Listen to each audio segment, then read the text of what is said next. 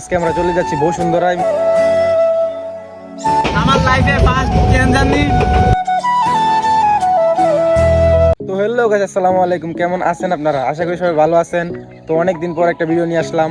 অনেকদিন হয়েছে একটা মোবাইল কিনছি, আপনারা জানেন সবাই। তো 16 যুগে এসে 11 কিনছি আর কি। তো যাই হোক, গরিবের জন্য এটাই অনেক কিছু। তো আজকে আমরা চলে যাচ্ছি বসুন্ধরায় মোবাইলের কভার লাগাতে। তো মোবাইলের কভার মূলত নাই বললেই চলে, তাই এলাকাতে পাইতেছি না, তাই চলে যাচ্ছি বসুন্ধরায়। তো আজকে আমার সাথে যাচ্ছে আরো দুইজন সামনে আছে। আর এখন আমি হাইটে যাইতেছি, শীতে অবস্থা খারাপ, দেখতে পাচ্ছেন কুয়াশা চারিদিকে। ফার্স্ট টিপে যাবো আর কি, তাই মোবাইল কেনার পর এইটাই ফার্স্ট ভিডিও। তো ভিডিও কেমন হবে জানি না। তো বাড়ি থেকে বাইর হয়ে পড়ছি, ব্লগটা কেমন হয় আপনারা এই কমেন্টে বলে দিয়েন। তো যাচ্ছি এখন, আপনারা আমাদের সাথেই থাকেন। যেই জায়গা থেকে যাওয়ার কথা সেই জায়গায় চলে আসছি। 7টা বাজে গেছে, এখনো গাড়ি আসার কোনো নামই নাই। অনেকক্ষণ দাঁড়িয়ে থাকার পর গাড়ি আসতেছে। তো চলেন গাড়ি ছোড়া যাক। আমরা সবাই আমাদের বাড়ির পাশ থেকে গাড়িতে উঠে পড়ছি। তো আজকে আমরা মূলত নরসিংদী রেলওয়ে স্টেশন থেকে ঢাকা যাব। আজকে আমাদের ফার্স্ট ট্রেন জার্নি। আজকে আমাদের ট্রেন জার্নিটা কেমন হবে আমরা নিজেরাও জানি না। তো আজকে ট্রেন জার্নিটা কেমন হতে চলেছে আপনারা সবাই দেখতে থাকেন এবং উপভোগ করতে থাকেন।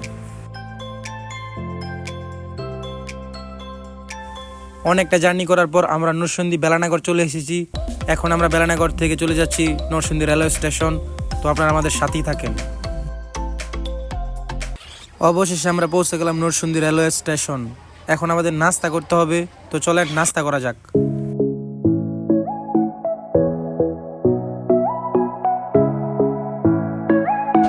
নাস্তা করা শেষ, এখন ট্রেনের টিকিট কাটতে হবে। তো 3 জনের জন্য 3টা টিকিট কেটে নিলাম। ট্রেন আসারও সময় হয়ে গেছে, চলেন ট্রেনে যাওয়া যাক। বাই, ট্রেনে উঠে পড়ছি। আমার জীবনে ফার্স্ট ট্রেন জার্নি, আমার বন্ধু বান্ধবেরও জীবনের first train journey. Train journey এমন হয়, জানলে জীবনও ট্রেন জার্নি করতে আসতাম না। আমার লাইফে ফার্স্ট ট্রেন জার্নি। তো একটা অভিজ্ঞতা আছে, জায়গা থেকে আমি খাইলে ট্রেন বয়ে দিছি। সত্যি কথা বলছি, পায়ের মাঝে বয়ে দিছি। এই কে চুরি করছ? তুই ওইটাতে দেখা না, ওইটাতে দেখা। ওয়েদার কি আর দেখাইতাম ভাই, মানুষের যাতায়াতে টিকা থাকায় অনেক কষ্টকর হয়ে পড়তেছিল। কিছু করার ছিল না ভাই, না পারতেছিলাম নাইমা পড়তে, না পারতেছিলাম কিছু করতে। Happy train journey. আলহামদুলিল্লাহ, যাতায়াতি থেকে মুক্ত। ট্রেন থেকে নাইমা এখন আমরা উঠে গেছি বাসে। তো এখন আমরা যাব তেজগাঁও। আমার এক কাকা থাকে আর কি, ওই কাকার বাসায়। তো ওইখানে গিয়ে দুপুরের খাওয়া দাওয়া করে তারপর আমরা চলে যাব বসুন্ধরায় মোবাইলের কাভার লাগাতে। জামে পড়ে অবস্থা খারাপ, প্রায় 1 ঘন্টা ধরে জামে পড়ে আসছি। গাড়ির জাকানিতে বমি ভাব, অবস্থা খুবই খারাপ। আর মাত্র কিছুটা সময় গাড়ি থেকে নামতে পারলেই বাসি। এমনিতেই যান চলে না, আবার তার আইসা হাজির। বেশি টেল হয়ে গেছে। যাই হোক, ব্যাপার না, কিছুটা সময়ের মধ্যে কাকার বাসায় পৌঁছে যাব। তো আপনারা আমাদের সাথেই থাকেন এবং দেখতে থাকেন। এই হলো আমাদের সহৃদয়বান কাকা। তো আমরা এসে খাওয়াতে বসে পড়ছি, অবস্থা খুবই খারাপ ছিল তাই। তো খাওয়া দাওয়া শেষে আমরা হাতিঝিল চলে গেলাম। তো হাতিঝিল গিয়ে জানতে পারলাম যে আজকে বসুন্ধরা বন্ধ, তাই আমরা এখন চলে যাব যমুনাতে। তো আপনারা আমাদের সাথেই থাকেন এবং দেখতে থাকেন। অবশেষে আমরা যমুনা ফিউচার পার্কের সামনে। এখন আমরা যমুনা ফিউচার পার্কে ঢুকবো। তো আমি প্রথমে একটা কথা বলছিলাম যে আমার মোবাইলের কাভার লাগাতে আমি বসুন্ধরা যাচ্ছি। তো এটা মূলত মেন কারণ না ঢাকায় আসার, মূলত মেন কারণ ছিল যে আমার এক বন্ধুর মোবাইল সার্ভিসিং করাবে, এই কারণে ঢাকায় আসা। তো বসুন্ধরা বন্ধ, তাই যমুনা ফিউচার পার্কে আসা। তো আমরা যমুনা ফিউচার পার্কে ঢুকতেছি আর একটা কথা ভাবতেছি, যে অনেক হয়তো বলতে পারেন যে গ্রামের চাচাতো ভাইরা যখন প্রথম যমুনা ফিউচার পার্কে আসে তখন এরকম ভিডিও বানাই। ভাই আমরা প্রচুর আসছি যমুনা ফিউচার পার্কে, বুঝছেন।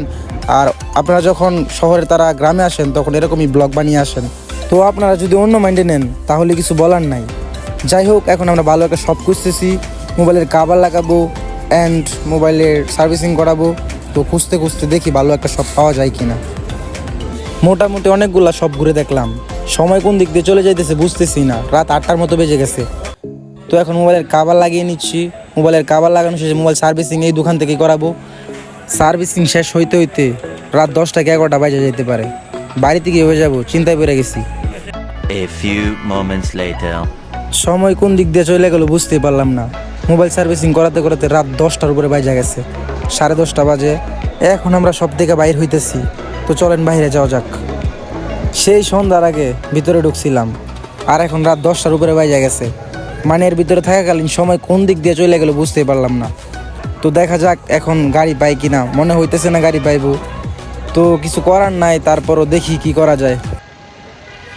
প্রায় 1 ঘন্টা ধরে হাঁটতেছি, কোনো গাড়ির দেখা নাই।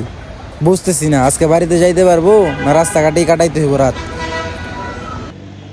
হাঁটতে হাঁটতে পায়ের অবস্থা খুবই খারাপ। তো এখন সবাই মিলে সিদ্ধান্ত নিলাম ট্রেন দিয়ে বাড়িতে যেতে হবে, তা না হলে বাড়িতেই যেতে পারবো না। তো এখন আমাদের এয়ারপোর্ট রেলওয়ে স্টেশন থেকে নরসিংদী রেলওয়ে স্টেশন যেতে হবে। তো এয়ারপোর্টের উদ্দেশ্যে আমরা গাড়িতে উঠে পড়লাম। অবশেষে ঢাকা বিমানবন্দর রেলওয়ে স্টেশনে পৌঁছে গেলাম। তো এখন ট্রেন আসার অপেক্ষায়। এখন আর টিকিট কাটবো না, টিকিট ছাড়াই আমরা চলে যাব নরসিংদী। আলহামদুলিল্লাহ ট্রেনে উঠে পড়লাম। মনে হইতেছে যে বাড়িতে যাইতে পারবো আজকে। আমার তো মনেই হইতেছিল না আজকে বাড়িতে যাইতে পারবো। তো ট্রেনের অবস্থা এতটা খারাপ ছিল না, দিনে যেরকম ছিল। এখন রাত 11:30 মতো বাজে। তো মনে হয় না বেলানগর থেকে গাড়ি পাবো।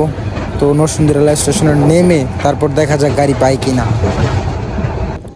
অনেকটা সময় দাঁড়িয়ে থাকার পর একটা রিক্সা পেয়ে গেলাম। তো এখন আমরা চলে যাচ্ছি বেলানগর। তো বেলানগর থেকে গাড়ি পাবো না আগেরই কথা। তো বুঝতেছি না বাড়িতে কীভাবে যাব। তো দেখা যাক বেলানগর গিয়ে কি হয়।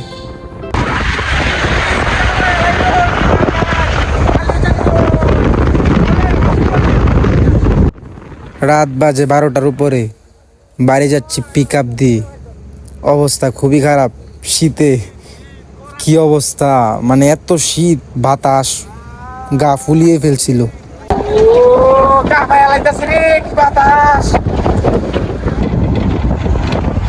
কুয়াশা আর কুয়াশা, চারিদিকে খালি কুয়াশা। মানে শীতের মধ্যে এরকম অভিজ্ঞতা কোনদিন লইছিলে? আর দুই first. A few moments later. আলহামদুলিল্লাহ এই শীতের মধ্যে অবশেষে মনোহর দিয়ে এসে পৌঁছালাম। Happy journey. মোহাম্মদী রাত 1:30, অবশেষে বাড়ি।